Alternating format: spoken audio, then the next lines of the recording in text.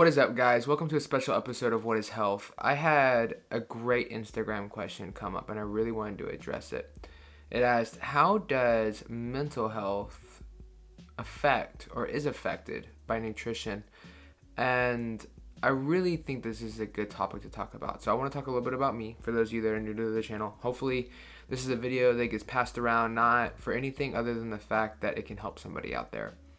Because I feel like there's so many things that are twisted about mental health, eating disorders, and things like that.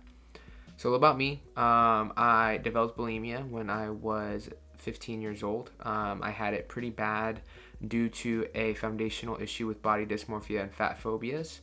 Going into the time I was 23. When I was 23, I had my last relapse of bulimia.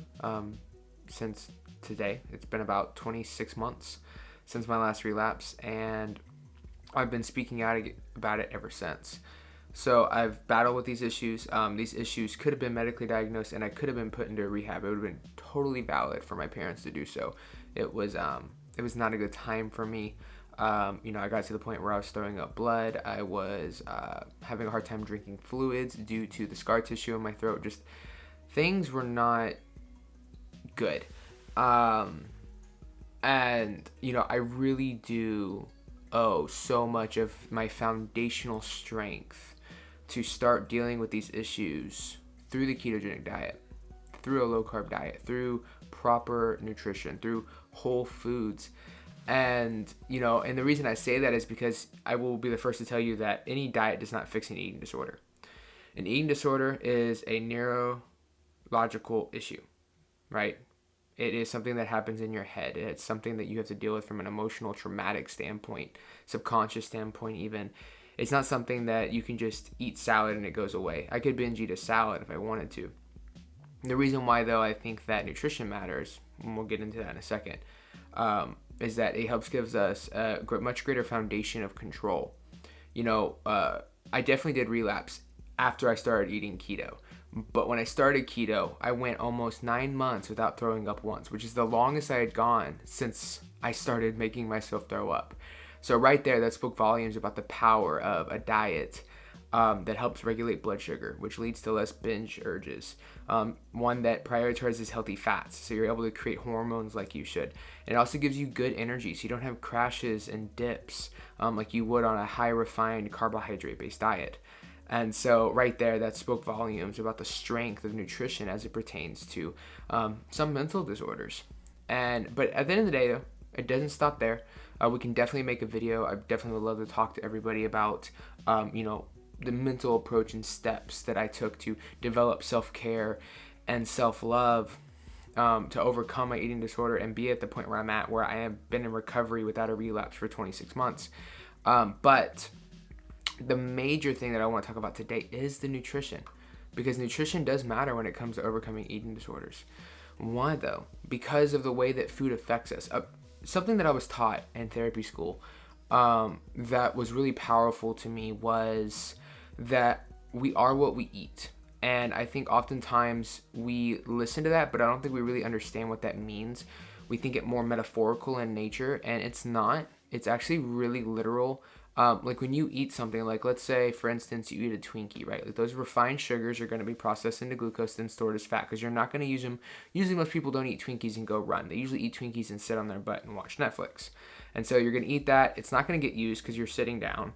And so it's going to get stored as fat for later. And then those fatty acids are going to be used to make cell membranes, myelin sheath for your nerves, all other kinds of things, hormones, blah, blah, blah.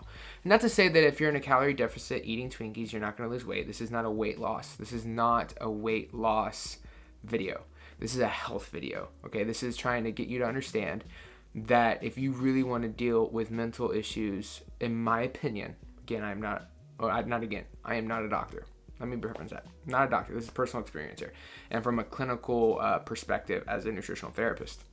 But I do think that nutrition matters. It matters in terms of the hormones we produce, the neurotransmitters we produce like serotonin, things like that put us in a good mood, that make us happy, that make us care about ourselves, that make us care about other things.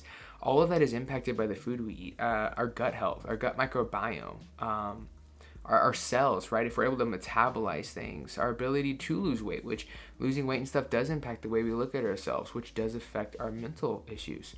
Nutrition is a game changer once you figure it out. And I think that that's the problem, is that in a lot of the eating disorder, mental disorder space, especially as it revolves around food, it's all about just eating food that makes you happy, and everything in moderation, and no such thing as a bad food. And in my opinion, disagree with me if you will, but there are bad foods. There are foods that are just not good for you. Guys, a Twinkie is not good for you. A Twinkie does nothing for you but give you dopamine. Literally. Does nothing for you but gives you dopamine. And it just makes you want another one later, especially if you eat it after you're stressed out, because then it elicits that dopamine response to what it wants after it gets stressed out. So every time you get stressed out, you want something sweet like a Twinkie or something like that, and it just becomes this habitual thing, literally like a drug in a way. There's not a lot of evidence that sugar isolated causes addictive responses, but sugar and the way that it releases dopamine paired with a hyperpalatable food, so processed foods, can affect us mentally. It can make us addicted to those things. It can make our serotonin and dopamine go haywire, right?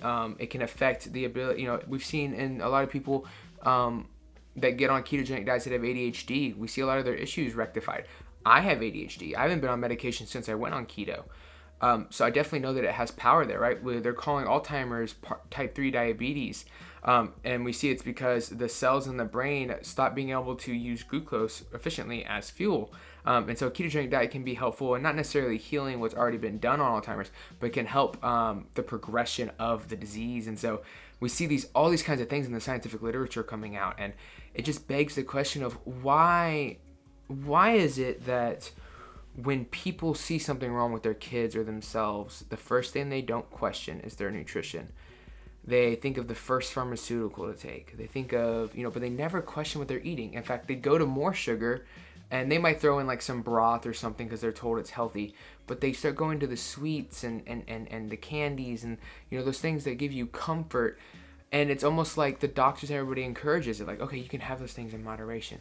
Guys, there's some things that we shouldn't eat. And if you're really trying to build a healthy foundation hormonally, healthily, right, then you really want to look at what your nutrition is foundationally. I'm not saying that on your birthday you can't have a piece of cake. If you choose to have a piece of flour-based cake on your birthday, I'm not going to judge you to do that. No one should judge you to do that.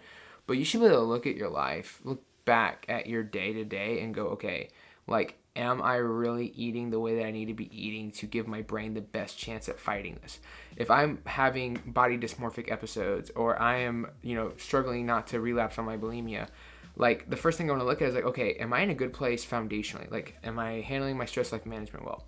Is my nutrition on point? Am I eating my fermented and cultured foods? Am I sticking to a plant-based diet or a meat-based diet? Or am I eating a bunch of keto treats? And a bunch of sugar alcohols that could be killing my gut, which could be affecting my ability to create serotonin. And there's a lot of things that go into it. And so the truth about nutrition and mental health is that good nutrition helps fight for mental health. And a lot of people don't want to talk like that, because if you can take a pharmaceutical to alleviate the symptoms and then use nutrition to treat the wound, you stop having a wound. And there's no reason for the pharmaceuticals. So guess who loses their money? Guess who loses their patience? I really believe that the job of the bigger industries is not to make us healthy. It's to keep us alive, but still sick, so that we're dependent on them for pills. And there's power in food. And so if you watch this or you share this with somebody, I really, really, really encourage you to, listen to what I'm saying. I've been to school for this. I've battled with this issue for years.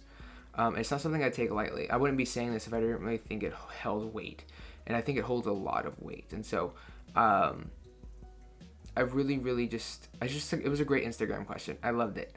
So thank you. I'm going to put their Instagram tag here. It was amazing. And I just hope that upon listening upon this, that you just get inspired to really look at, are you eating at least a whole foods diet? You don't have to be keto. You don't have to be carnivore. But are your foods grown from the ground? Are you eating a whole foods diet that actually is nutrient dense? Are you eating calorically nutrient dense foods that are full of all the minerals and vitamins and everything that you need? Because that impacts It really impacts.